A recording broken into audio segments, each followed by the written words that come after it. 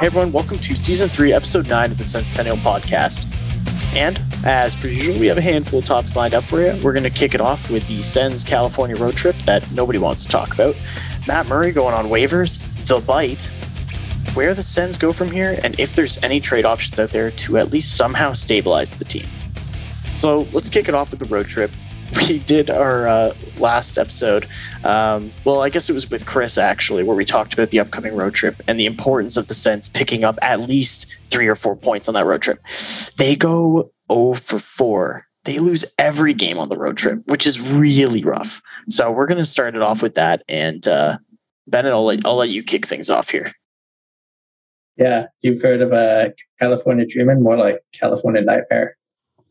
Okay, cut. He had that in the chamber. So like you say, go 0-4 on our annual West Coast road trip. That makes it 5 losses in a row. During that period, we've been outscored 25-10 by our opponents. We finished the month of November with 1 win, and the rest all L's. Not good, folks. Like Matt said off the top, we'd spoken previously about what we thought this road trip meant, and whether it'd be consequential. We're at the quarter of a season mark. Where would it tell us about how this? What would it tell us about how the Sens season is going? Well, we have our answer, and the answer is nowhere fast. Is where the Sens season is going. We are 32nd in the league out of 32. We are 1 point behind Arizona, who everybody thought would be, the biggest tire fire this season, at least on the ice. And we have a minus 27 goal difference. We have a team save percentage of 0.88 on the season, and a PK and a PP that are both below league average. So, not great.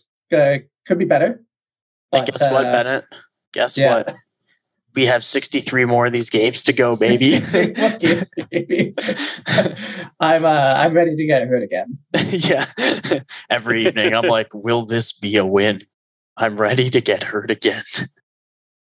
If anybody wants to check out any of our discussion prior to the road trip, we had a YouTube live stream with Chris Stevenson, who is one of the hosts on TSN 1200.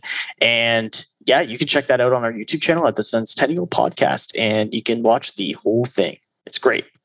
Other Matt, go ahead.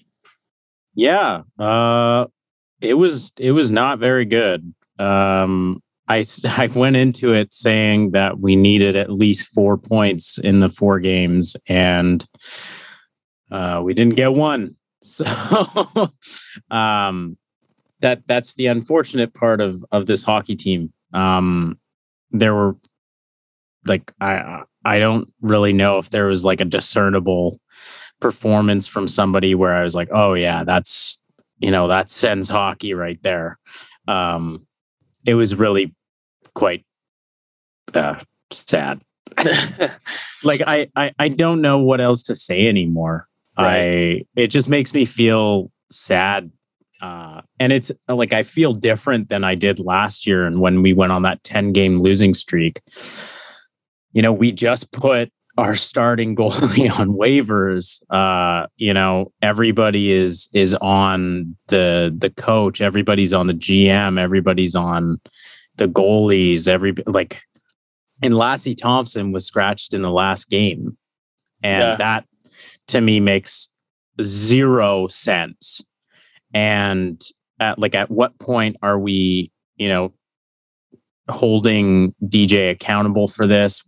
At what point are we holding Pierre Dorion accountable for this? Because frankly, has anybody heard from Dorion or McGuire at this point? I know Ian Mendez did a tremendous article on the lack of transparency from the front office, and I don't know about you fellas, but it's quite damning. I mean, even in Vancouver, the GM had a media availability, and the owner had a media availability. I mean, I don't want one from Melnyk because he shouldn't have one. I get why Aquiliani did it, but we're in such a crappier position because we don't know how much money our owner has, and we don't know what steps aren't being taken by our general manager, and we don't know why decisions are being made by our coach, and this, that, and the other thing. And there's just no transparency. And sure, like you can give them the benefit of the doubt that some of these decisions need to remain in house, but the fact of the matter stands that there are questions that need to be answered. Where was all this decision making? A year and a half ago, when you were trading for this goalie who is already on a pretty significant downslide? Why were you signing veterans that were also on a very significant downslide? Why were you trading a second round pick for a shell of Derek Stepan? Why are you going out and signing Michael Del Zotto for 2 years? Why are you? All of these questions have never been answered. And I think what's I think what's kind of weird too is in the summer they brought Pierre Maguire in and said they wanted to have a spokesperson, like as well as part of his job. But for the most part, we only really hear from him when he talks about, like, he's gone on TSN 1200 like a couple of times. But yeah, and the Wally I'm a Thought show once. And he's basically just said, like, he's going scouting players, and that's not exactly his job. I guess it's player development, which I guess that involves scouting, but he said he wouldn't get involved in amateur scouting. So I guess it's scouting Ottawa's own prospects to help develop them in some way. I don't know. But like, we haven't heard anything from him. And when he was brought in to be a spokesperson, well, like, Dorian's been doing it all, and that's whatever. That's fine. That's their own internal dynamic that we're not privy to, and whatever. But it is really weird that they brought him in for that, and then nothing happens. And when you look at teams that are really struggling, like, look at the Habs. I know they just got to the Cup final, but they just cleaned house. They fired, well, I know Scott Mellanby resigned, but they fired Bergevin, and they fired, I believe, Timmins is his name. And they brought in they're bringing in a whole new staff, like a whole new front office. And I don't think Melnick would do that, because it just, like, I know he, might fire a lot of people, but I feel like Dorian is a bit of a yes man, and that's why he still has his job. But, like, if you had any other owner, I'm pretty sure that, like, GM would be out.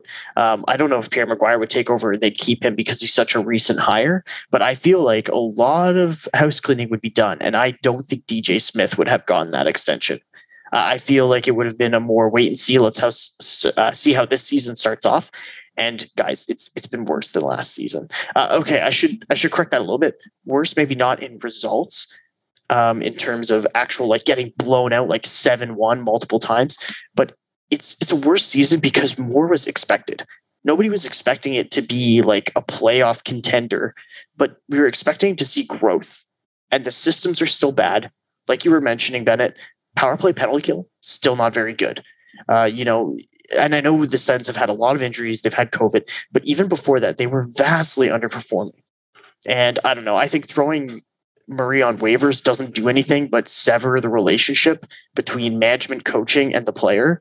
And the fact that he and his agent went to the media or whatever it was, or the general manager, it was reported, and like told them that he thought he was being scapegoated for the team's failures. That's bad. Like, that is a really bad sign. Like, anybody can say what they want about Matt Murray.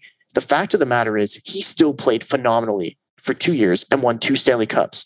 And it is very disrespectful to put a player like that on waivers and make him like, yeah, he's the reason why our team's failing. Or we need to, our goaltenders. It's like, no, man, look at the defense, and I don't want to go on too much of a tangent, but like, look at Mete the other night. He's pointing at Zaitsev to cover a man on the odd man rush. Mete's covering his guy and he points. And then he puts his hand back on stick, and then he points a second time.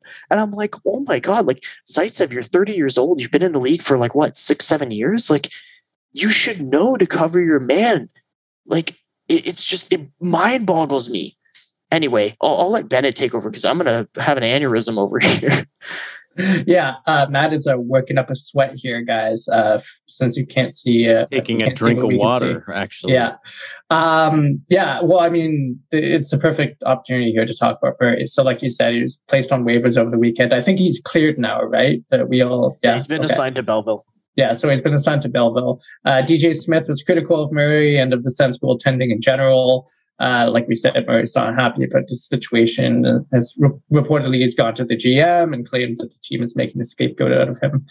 My take on this is that it doesn't have to be an either or situation. You know, is Matt Murray's play the sole reason that the Sens are bottom of the league? No, not at all. The whole team is playing poorly. It is you win as a team and you lose as a team. And you know, it is not his fault that we are where we are in the standings. However, has Matt Murray been good enough since joining the Sens? And has he lived up to his reputation and to the contract we signed him to? And the answer is also no, he hasn't. So it's not like he's entirely blameless for the situation we find ourselves in, but he is also very clearly being made a scapegoat by the organization. And that's because, you know, it's easier for the coach to throw one player under the bus than an entire defensive core. And it's easier, you know, to focus on, you know, the low hanging fruit in this case. You know, Murray is an interesting case. He's played 33 games over the last 2 seasons since joining the team, which is less than you would typically expect a goalie like him to start in a single season in like normal times. So it's almost as if without COVID interruptions and stuff, it's almost like he's halfway through playing his first season as a Senator in terms of actual games played. So in the one sense, like I want to cut him a little bit of slack for that. But I mean, last year in these 33 games, you know, last year he had an .893 save percentage. This year he has an .890. He's trending downwards. He's been trending downwards for several seasons now. He has no wins this season. You know, to me, like it is obvious to me that he is no longer an NHL caliber starter. And whether, you know, it would take some significant change in his game or in the game around him for him to get back to that place. And I don't think it's going to happen with the Senators. I don't think he has a path forward with this organization long term. I don't think he's going to stick around until the end of his contract. You know, I don't know how we will get out from under that.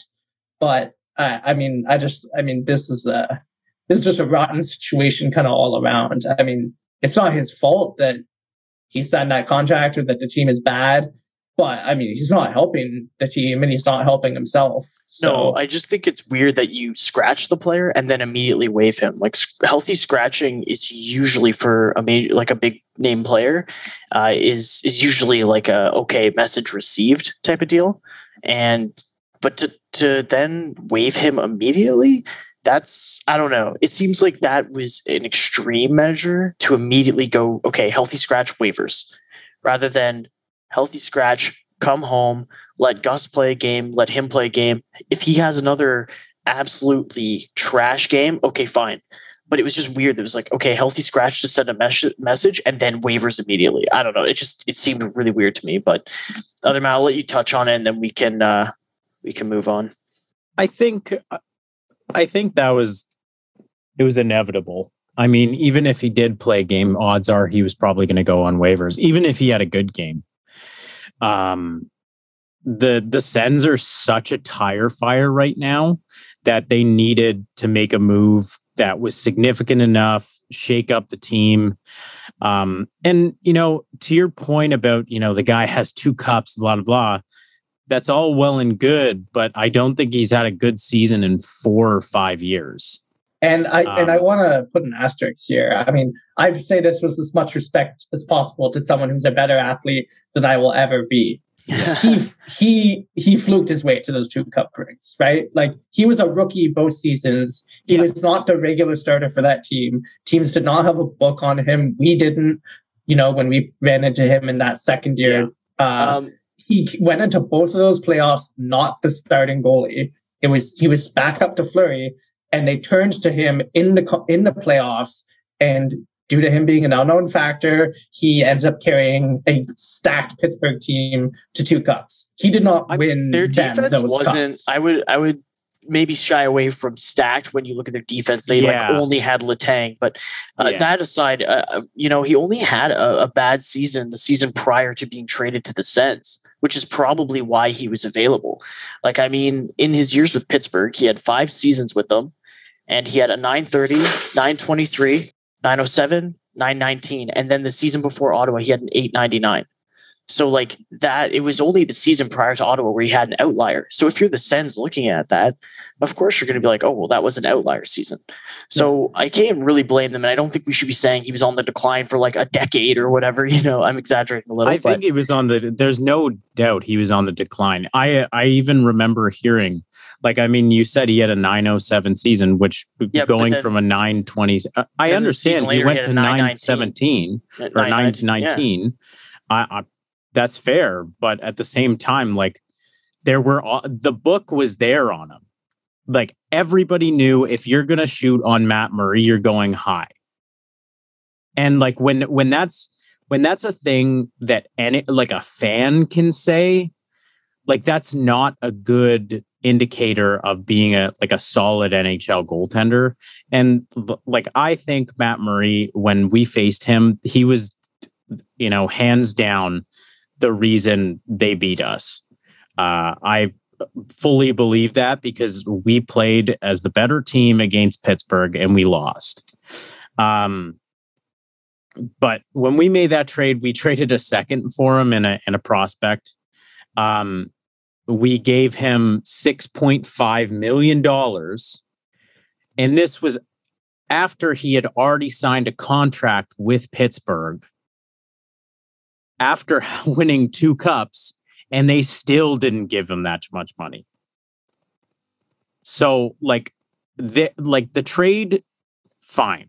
I don't mind the trade. I'm okay with it. I think it was a good flyer to take. Yep. But it's like we can say like it was, as experiments go, it was a pretty low cost experiment to acquire him.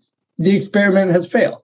It was a high cost for the signing. Yeah. Like that contract is one of the stupidest things Dorion has ever done, because you give a goalie 4 years at $6.5 million, making him the second most paid player on our team up until this year. Then you have him coming off a not so great season, and that your team is not going to be good going into this next season. They thought it was. I don't think he did. Dorian and some of the players thought the Sens would be good. Well, we're talking about last year. That's what I'm saying. They had expectations to make the postseason. They said that coming into the season last year. Well, Brady Tkachuk, he said that they wanted to get out of the bottom. It didn't happen. The team thought they were better than they actually ended up being. That's then that's just from like the top. That's the problem. If you have Pierre Dorion thinking we're going to be more than what we were last year, and the fact that we picked 10th overall last year was insane. Because we, at the start of the season, were terrible. We figured it out at the end of the season, which is great. I'm happy. But I mean, we ended up picking somebody that odds are we could have picked at 20 if we had, just had good goaltending at the start of the year.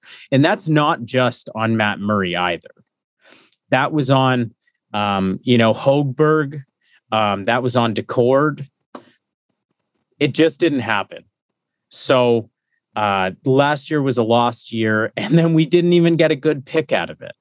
So this year we're sitting at the bottom of the league, and there's no transparency from the top. And so what do? They scapegoat their goalie. Yeah, and you're right. It is disrespectful, but damn. Like, he didn't do himself any favors. No, for sure. I won't argue that. But we'll move on now to The Bite, which is another spicy piece of drama that the Sens had themselves in. And it, of course, involved Brady Tkachuk. Surprise, surprise. And no, I do not think that he purposely put his hand in what's his face, Lemieux's mouth or anything, but it's just funny because it seems like whenever something goes down on the ice, Kachuk's involved in some way. And it turns out that that's what happened here. And Lemieux bites Brady Tkachuk at least once, possibly even twice, and now he might get suspended for 5 or more games. So that was some spicy drama to happen at the end of that road trip. So yeah, Bennett, what did you think about that whole situation that went down? I thought it was hilarious, which I don't know if that's the reaction I'm supposed to have, but it was hilarious. I mean, listen, all respect to Brady. Getting bitten probably sucks, I imagine. I don't find myself in that situation very often. But you can literally see the bite marks on his hand, and he's sitting there. He's like, yelling through the glass at Lemieux on the other side in the penalty box.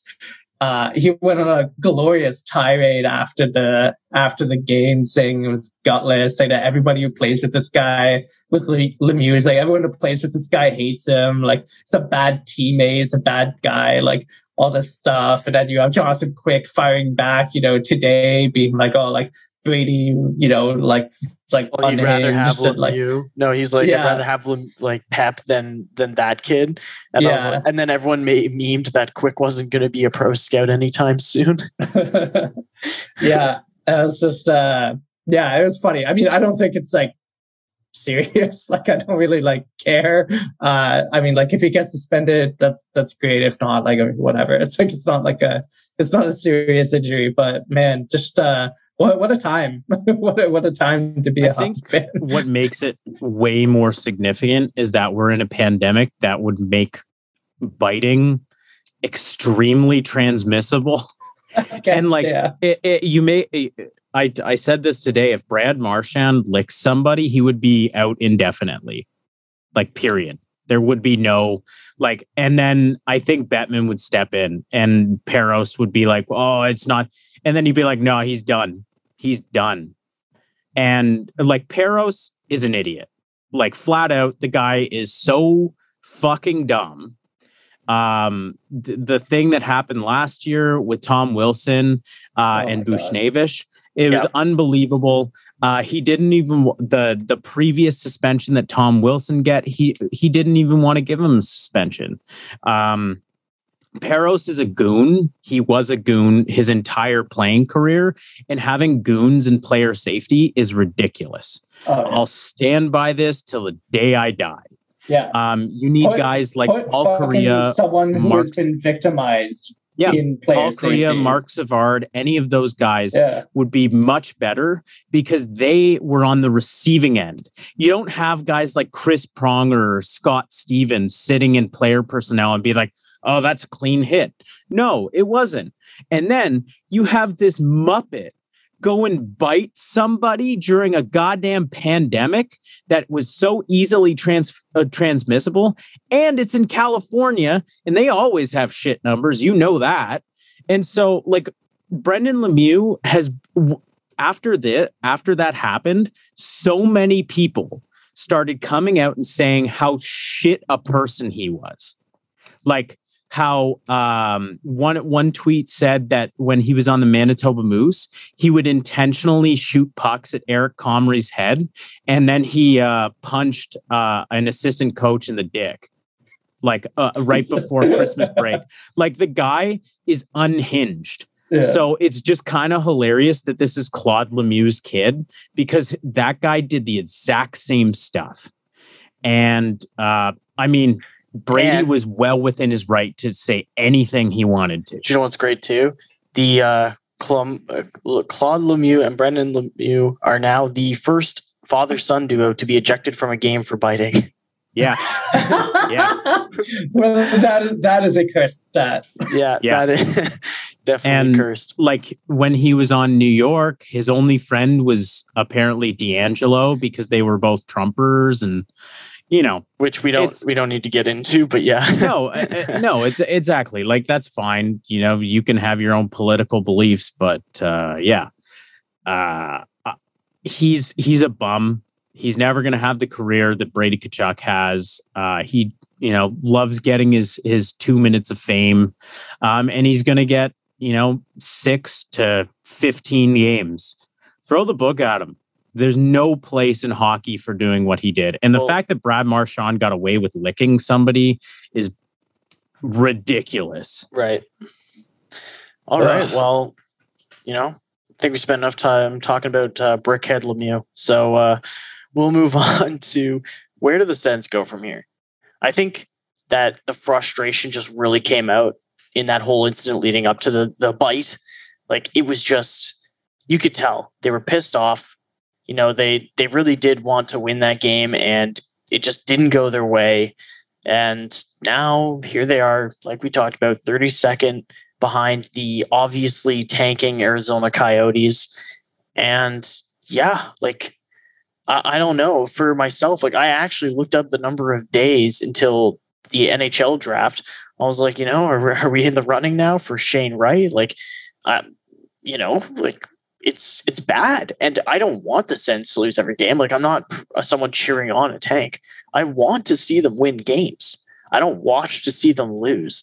But it's at that point where I'm just like, all right, well, it's probably going to be a bottom 5 pick for the Sens this year. And I don't want to be in that frame of mind. There's 63 games left to go. It's, I don't know. Bennett, where do the Sens go from here? Yeah, well, let me tell you what my biggest concern with the current state of the Sens team is. And it isn't that we're 32nd in the league. My biggest concern is that I don't think the organization expected us to be where we are in the standings. I think that they put together this roster going into the season. And I honestly think they thought, yeah, that's an NHL roster. That team can be competitive in this league.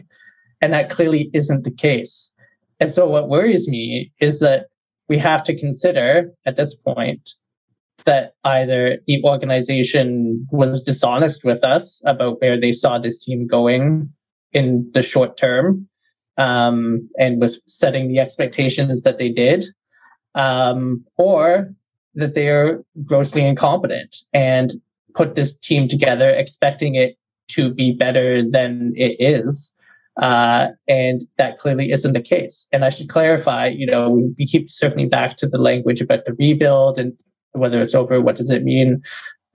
Chris Stevenson on the episode last week, I think made a very valid point that, people get focused on the idea of a rebuild, meaning that you start winning games again, when that's not necessarily what it means. It means that you stop shifting your talented players for picks. It means that, you stop trading assets and you start accumulating them. It means that your young players start to become the core of your team. All that stuff is well and good. But I think that there is still an expectation that, like, when Dorian said the rebuild is over, it means the years of being bad on purpose are over. And what that presents us with is the conclusion that they didn't intend for the team to be this bad. They just are. And that is what concerns me, because when a team can't identify players to acquire to help the team win, and when they can't identify problems and holes with the roster and how to address them, that isn't going to change. They're not going to suddenly get better at solving problems when the players that are on the team get better. And so it worries me that they won't be able to fix the problems when it matters, because it doesn't matter if the team is bad this season, really. But it will matter in 5 seasons when the guys we have are starting to enter their peak years. And then it will matter. And I'm worried that we won't be able to solve these same problems then. And one final point, I'm seeing a lot of discourse about, whether this team is underperforming and stuff like that. I don't think this team is underperforming, because that would imply that we were good on paper, but we're playing poorly. This team was not good on paper. This team was bad on paper and are playing as expected. So I'm not mad. I don't think these guys are phoning it in, that they're getting fucking out hustled or something. This is a bad team playing badly. But what does worry me, beyond the above that I already talked about, is that the needle doesn't appear to be moving. We're not seeing growth or development from the guys on this team. The needle is stuck in position. If anything, it's moving backwards. If anything, players are regressing. with Batherson has been out for a week, so I can't implicate him in this. Shabbat, I wouldn't really implicate in this either. Our forwards are regressing. Tkachuk, Norris, Stutzler are all playing worse than they did last season. Tkachuk actually is playing better in terms of his actual statistic, like points per game, but continue. I'm not seeing it, but yeah. Anyway, I've been talking for a while, but yeah, I'm worried not because of where we are. I'm worried because of everything else that's going on around the team. Yeah, and I mean, like, you want to see more scoring from your forwards, but I mean, Drake Batherson's out. He's certainly not regressing. He's taking a step forward, if anything. I just touched on Tkachuk. He's actually improved his points per game so far. Obviously, you'd like to continue to see even more from him, but I mean, I think that's also just a product of him, Norris, and Batherson being broken up. They're a very good line, especially possession-wise when together, and that's all askew right now. So I think obviously we'd want to see more point production from Stutzla, but he definitely is the best forward in just his dynamic skill out there. It's like a combination of all these things going wrong. Like the forwards are kind of drying up with their offense. The defense have no communication and no structure. And then the goaltending has been extremely hit or miss outside of Gustafsson. And even Gustafsson's had a few off games, and that's fine. He's a young goalie, but it's like, overall, just every part of the roster in personnel has been underperforming. And then you added DJ Smith, who I don't really see a step forward as like structures. The power play was firing early this season, and then again, now it's falling apart again. Maybe that's a personnel thing with all the injuries and COVID, but that is, again, trending down. And then at the management level, like, it doesn't seem like anything's really happening trying to fix the issue. Like picking up Adam Gaudette off waivers. Okay, he was a good college player. Let's see what happens. He had a good season with Vancouver a few years back, but like he's not going to save this team, right? So it just seems like there's so many problems across the organization, which is probably the most frustrating thing for me. But Matt, I'll let you touch on it too. And I think a really good point, Bennett, that you had was the team thought they were going to be better than they were. And that's sort of alarming, especially from your front office, because you didn't do anything to change anything significantly. You make a trade and get rid of a top 6 forward who underperformed last year. Fair enough. You say you were going to allocate those funds, didn't do that. Whatever. You bring in 2 left-hand defensemen. One, played for Vegas. He's solid enough, but past his prime. And then you go and get a defenseman who is a journeyman in the NHL, and you've gotten a couple of those already. What did you do to improve this team? Nothing. You expected your players to get better. Stutzla, he's playing as well as you can without putting up points. He's got 8 points and I don't know, they played 18 games, I guess, which isn't terrible, but it's not good. As I said, he's playing well, but just no points are coming of that. Josh Norris settled down and he started scoring a couple goals here and there. But your forward core has not improved that much. Batherson has taken a pretty significant step, which is great. But, Alex Fermenton, I thought would be a guy who was going, I even said he could score 23 goals this year if he's in the right situation. The guy has 23 breakaways and nothing to show for it. That's not good. When you're relying on guys like Zach Sanford and Tyler Ennis to help with your power play, that's not really good either. Your defense is just a tire fire from the get-go. Your coach doesn't play the guys that would improve it, but just consistently plays the guys that hinder it. You have so much money put into like players that just don't move the needle. And so we come into the season with expectations of not being as bad, but it's kind of hilarious because we didn't do anything to improve. So here we are. We have a $6.5 million goalie sitting in the AHL. We have a $4.5 million defenseman who doesn't know how to play defense. Like, I come away from games saying, like, how the hell did he get the money he got? I watch players who just, like, Austin Watson is a nobody now. Like, at least last year he would contribute by hitting, but now he just does staged fights and that's that. Like, that's not going to keep you on the team. Like, if he's up at the end of the year, he's gone. He has done nothing to improve this team. You hope a guy like Adam Gaudette is going to come in, make a difference, because he did have a good year last year with Vancouver. He had 30 some odd points in 56 games. That's a good year. I actually think that would be second in point totals on our team last year. So you have that. Like, I think that's a decent enough pickup, but you know, you're scrambling for guys like Dylan Gambrell and Logan Shaw, and holy crap, Pierre Dorion, like, pull your head out of your pro scouting's ass. Like, go sign legitimate players to improve this team, because from what I've seen, you're useless, you know, as Tiana B. And like, the guy. There's a lot of speculation too that McGuire was probably the one who prompted the Gaudette pickup, because he prompted the Michael Del Zotto one, and look how that's been. Yeah, I mean, Del Zotto definitely hasn't been good defensively, but hey, he contributes offensively.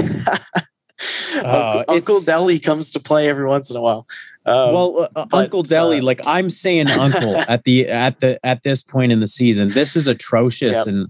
And at what point are we gonna, you know, hear from the front office to say, like, yeah, you know what, we fucked up? And also, I hate to break it to you, but Austin Watson does have 1 year after this one.